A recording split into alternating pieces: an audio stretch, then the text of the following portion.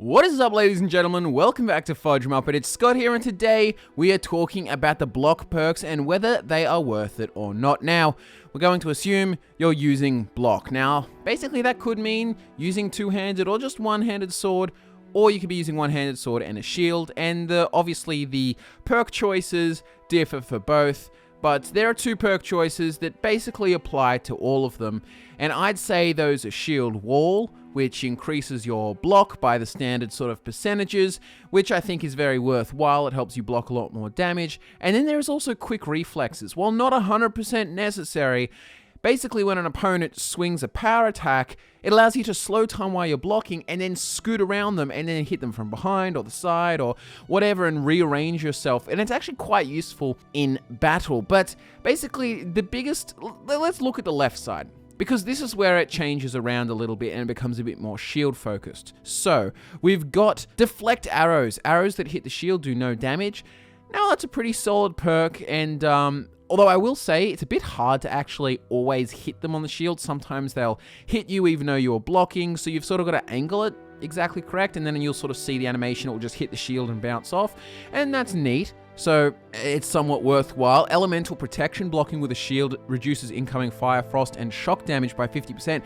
Now that's actually a really, really good perk. It helps a lot against all types of dragons. It helps a lot against mages.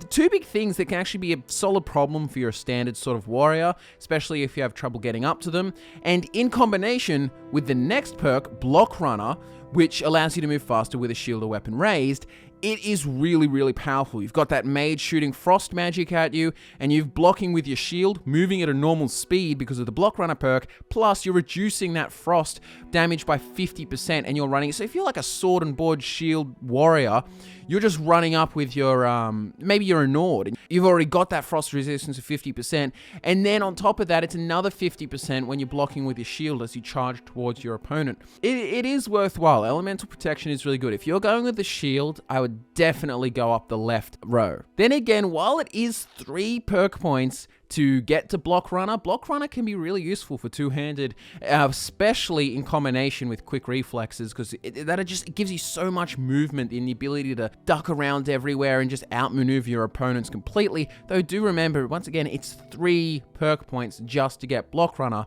and there is the other side of the tree to talk about as well. But at the end, let's talk about the shield stuff first. But Shield Charge, as you've seen in our Centurion build and a few others, Shield Charge is pretty damn awesome. The whole left, basically the entire left branch up to Shield Charge, so that's Shield Wall, Deflect Arrows, Elemental Protection, Block Runner, and then Shield Charge, they're all really damn good perks for a shield character. And if you haven't actually tried it, it's one of the easiest ways to play Skyrim, really. If you go solid sword and board warrior with enchanting as well, and maybe some smithing, you're gonna absolutely clean up. Basically, as you've seen, the shield charge just allows you to just mow down targets, knocking them flying. Sometimes it looks a little bit funny because it's delayed, but it knocks them to the ground, allowing you to hack and slash them, or put them out of battle temporarily so you can focus on the other enemies. But yeah, it's pretty good. But if we look at the right side, we've got Power Bash, which allows you to do a Power Bash, which is basically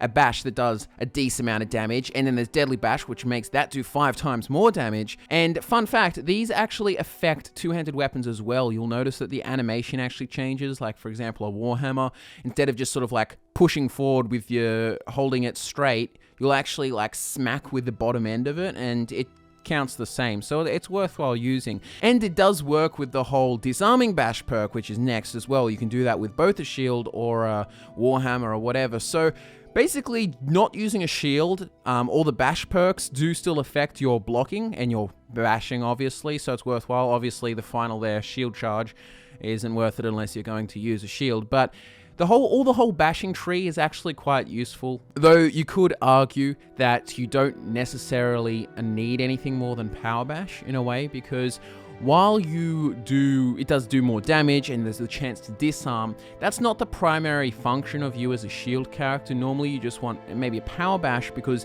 what that does is sort of get them staggering and it increases the damage enough, but it makes it a proper sort of move, so it's to stagger and then strike. It's like an interrupting movement. But whereas Deadly Bash and Disarming Bash, while it will do 5 times more damage, it's not going to do heaps of shield damage anyway. Like your sword should be doing more damage.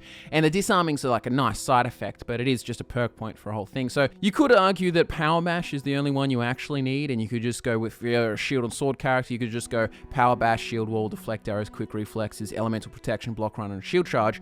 But to be honest, a big takeaway from the whole block tree is that it's all actually really good. If you go as a shield character and you get every single perk, you will not regret it. They're all really good and they work really well together.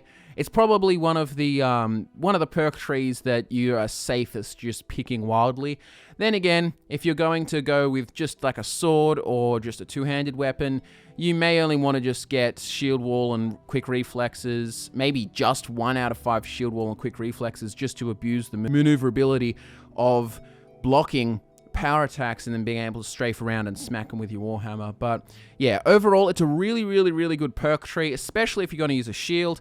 You know, to be honest, if you're not really going to be using a shield, you may as well just focus perks elsewhere in your two-handed or your archery or whatever else you're doing. But then again, you can go for those specific characters that you do add block into your two-handed character, something like that. Anyways, that's my thoughts on all of the block perks from the block skill tree. I'm Scott from FudgeMuppet, and I'll see you next time.